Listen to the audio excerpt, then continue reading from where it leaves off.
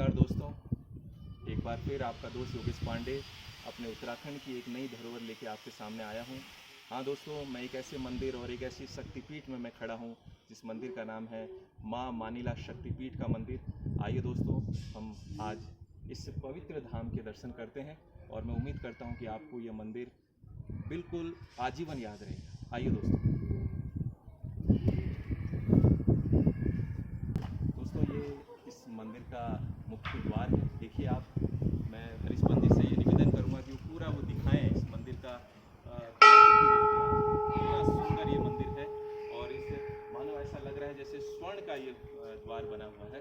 और आइए दोस्तों, हम मिलकर इसके मंदिर के दर्शन करते हैं, माँ का नाम लेते हैं। प्रांगण है मंदिर की, ये जो छवि है इसकी आभा है वो देखने लायक है। तो पंडित से निवेदन करूंगा कि चारों तरफ ये दिखाएं मंदिर का जो दर्शन।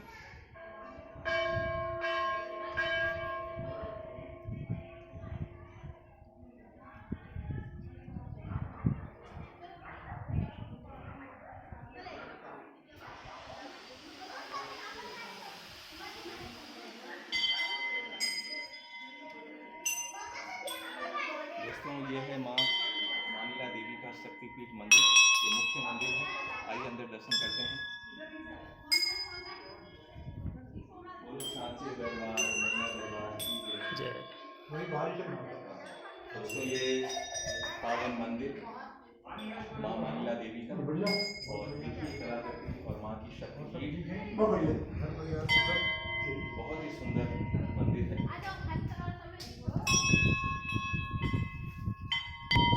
दोस्तों, ये है कल्प वृक्ष। ऐसा माना जाता है कि जो भी मनोकामनाएं आपके मन में हैं, अगर आप इस वृक्ष के नीचे अगर बोलते हैं तो जरूर आपकी मनोकामना पूरी होगी। आइए दोस्तों।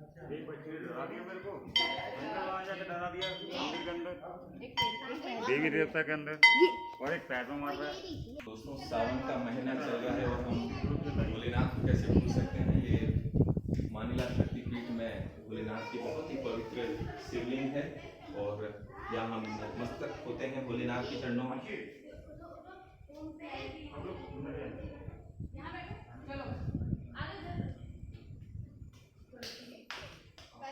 बहुत ही सुंदर वातावरण दोस्तों, प्रकृति की आभा के मध्य ये मंदिर विराजमान है और बहुत ही सुंदर। आप देख सकते हैं कि प्रांगण से लेकर जो वातावरण है, ऐसा लग रहा है माँ मानिला देवी यहाँ स्वयं विचरण कर रही है।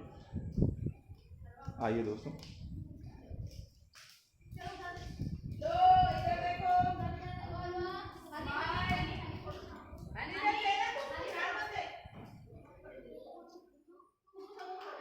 दोस्तों, ये इस मंदिर की बहुत ही आकर्षक चीज आपको देखने के लिए मैं दिखाने जा रहा हूँ। आगे देखिए, पूरा संग्रहालय बनाया गया है। देखिए दोस्तों, मैं हरीश जी से निवेदन करूंगा कि चारों तरफ की आप दिखाएं। समस्त आपको देवी देवताओं की यहाँ पर मूर्तियां देखने को मिलेगी। काफी लोग यहाँ दर्शन करने के लिए आते हैं। ये देखिए दोस्तों, हमारे उत्तराखंड के पहाड़ी दुर्गम में इस तरह के मंदिर की जो आभा आपको बहुत ही कम देखने को मिलेगी। बहुत ही सुंदर वातावरण आप देख सकते हैं। और जब मैंने इस दृश्य को देखा, मैं अचंभित रह गया कि ऐसे दुर्गम स्थान पर भी देखिए भक्तों की श्रद्धा। देखिए दोस्तों, कितना सुंदर मंदिर का निर्माण यहाँ किया है। एक बार फिर मैं पंडित से निवेदन करूंगा कि आप दिखाएं।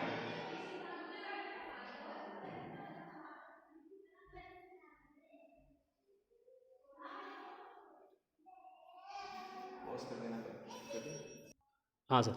दोस्तों, जैसा कि आपको मैंने पूरे मंदिर परिसर के दर्शन कराए, आज मेरे सामने इस समय ऐसे शख्स खड़े हैं जो कहते हैं ना, किसी परिवार का एक मुखिया उस परिवार की पृष्ठभूमि को बताता है, उसी प्रकार हमारे साथ हैं मानिला शक्तिपीठ के इस मंदिर ट्रस्ट के जो अध्यक्ष हैं।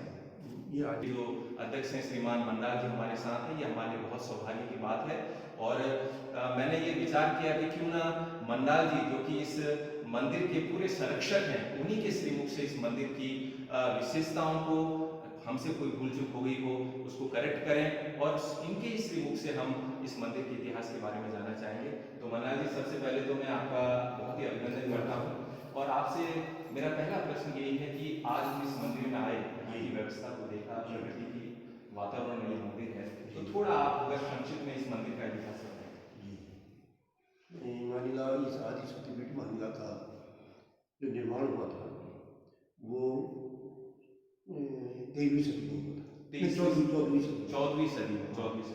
1400 उस समय राजा रजवाड़ों का शासन था और तब कथुरी राजाओं का यहाँ पर शासन था। कथुरी राजाओं का, हाँ, तो कथुरी राजाओं का शासन उसी पीरियड में चंद राजाओं ने कथुरी राजाओं पर अटैक कर दिया। अच्छा, इस मंदिर का जो प्राचीन इतिहास है अभिलेखों में और किंवदंतियों के अनुसार, तो तब यहाँ कथुरी राजाओं की राजधानी चौखटिया के पास लखनपुर में हुआ करती थी। लखनपुर जी, वो आज भी वहाँ पे उसके अवशेष पड़े हुए हैं और वहाँ भी काफ़ी विकास किया है उन लोगों ने उस संस्कृति को जीवित रखने के लिए। तो 1488 का समय था, तब यहाँ पे चंद राजाओं ने यहाँ के तत्कालीन जो राजा थे ब्रह्मदेव, उन पर अटैक कर दिया था। अच्छा, तो उस अटैक में इनकी जो शक्ति थी कमजोर पड़ गई। अच्छा, कथुरी राजाओं की। अच्छा, तो इन्होंने व्यक्ति की मार काट के बजाय संधि का प्रस्ताव उनके सामने रखा और संधि की जो शर्तें थी वो शर्तें ये थी कि रामगंगा नदी को सीमा मान कर दी। अच्छा, इसका पूरब का हिस्सा जो है चंद राजाओं को दे दिया गया। अच्छा, पूरब का हिस्सा, पूरब का हिस्सा। देखिए दोस्तों। अच्छा, और पश्चिम का हिस्सा जो था वो कथुरी राजाओं के आधिपत्य में आया। अच्छा, तो यहाँ से लेकर के कालागढ़ और यहाँ कुंवर और बिजनौर का कुछ हिस्सा, हरिद्वार का और देहरादून, जिसको पचमढ़ के नाम से जाना जाता है, आपका कालागढ़। पचमढ़, हाँ, अच्छा, पुराना यहाँ जो है इसका पचमढ़ के नाम से जाना जाता है।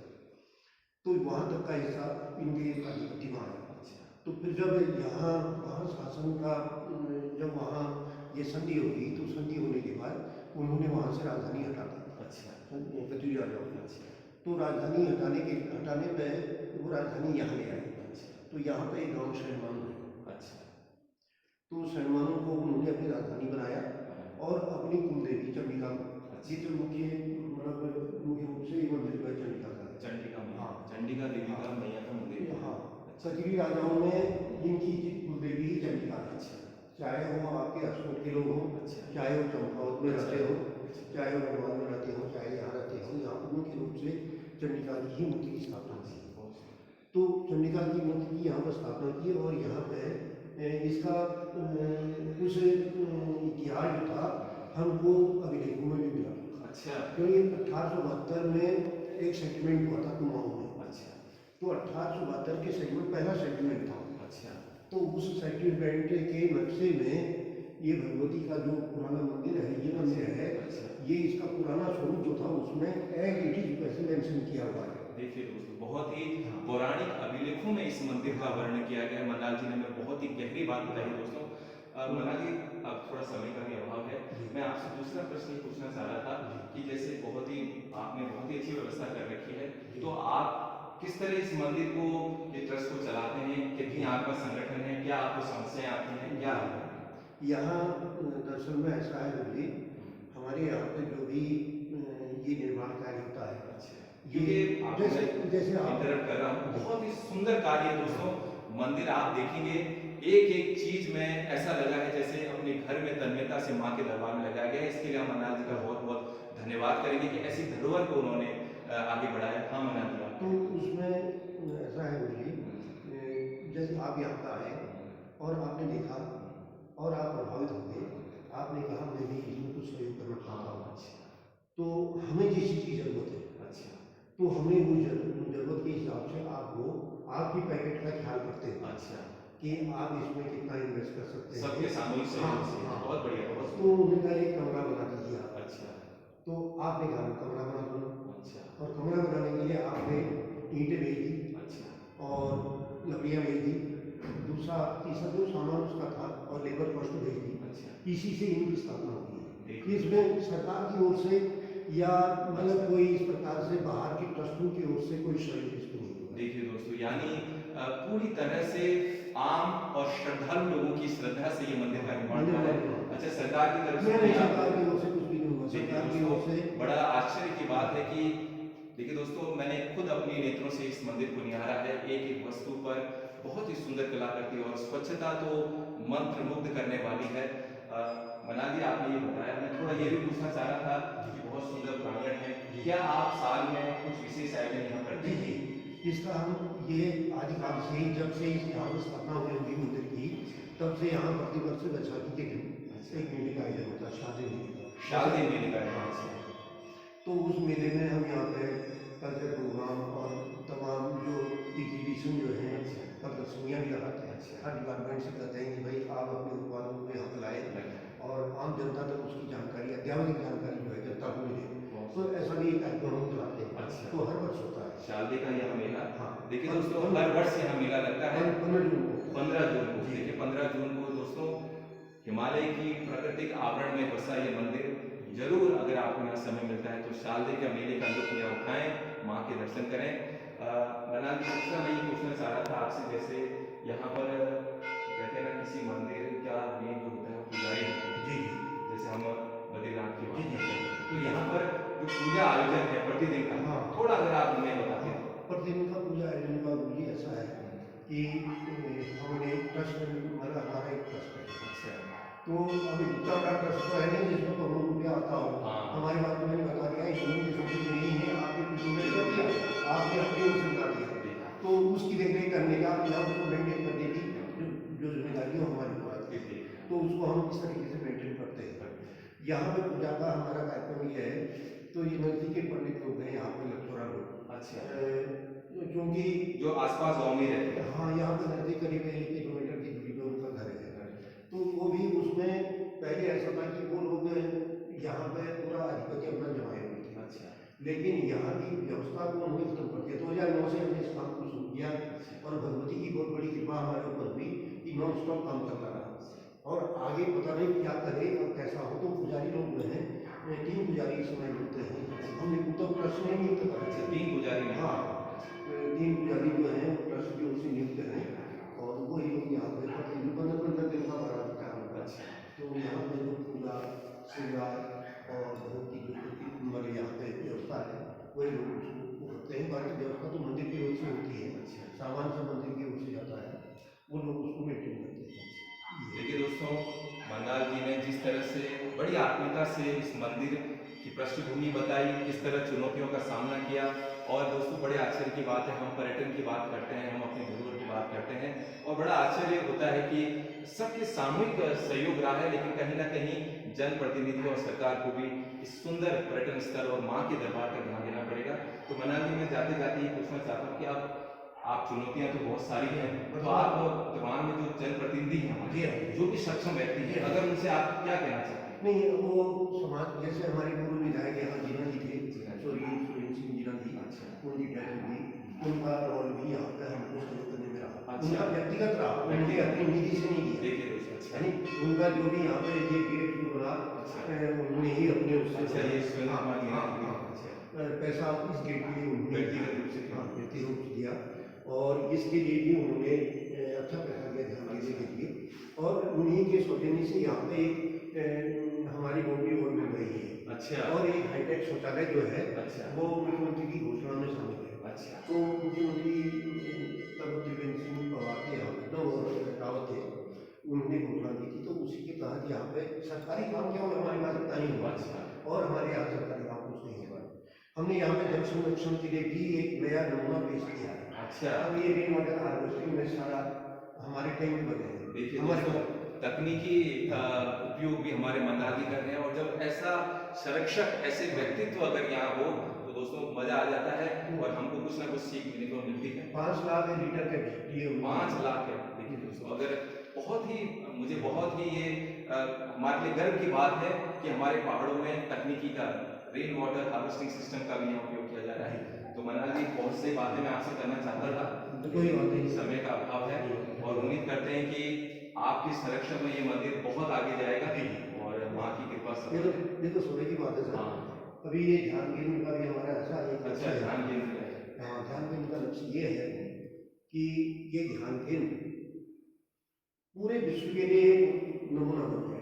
अच्छा। हम ये चाह रहे हैं कि चाहे वो प्रशासन क्षेत्र के लोग हों, चाहे वो न्यायिक क्षेत्र के लोग हों, औद्योगिक क्षेत्र के लोग हों, तमाम लोगों को या राजनीतिक क्षेत्र के लोग उनकी बुद्धि की शुद्धता के लिए, उनको अपनी बुद्धि की एकाग्रता के लिए ही हमने एक प्रयास किया है कि हम इस चीज को पूरी दुनिया के सामने पहुंचा सकें कि बड़े बड़े विचारक जिसमें पैदा हो, हाँ उनको एक इस प्रकार की शक्ति मिल जाए भगवती के दरबार में कि वो जो अपना पुराना इतिहास रहा है उस इतिहास से हट करके पूरे समाज के लिए, पूरे देश के लिए, पूरी सृष्टि के लिए एक नई चीज को सोचें, एक नया विचार उनके अंदर जन्म ले और इस प्रकार से पूरी दुनिया में विश्व बंधुत्व का जो नारा है वो साकार हो जाए।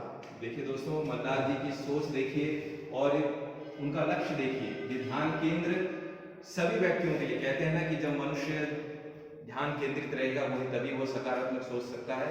और देखिए बहुत ही सुंदर मल्लार जी की सोच है और उनकी सोच किस तरह प्रैक्टिकल यहाँ पर दिख रही है।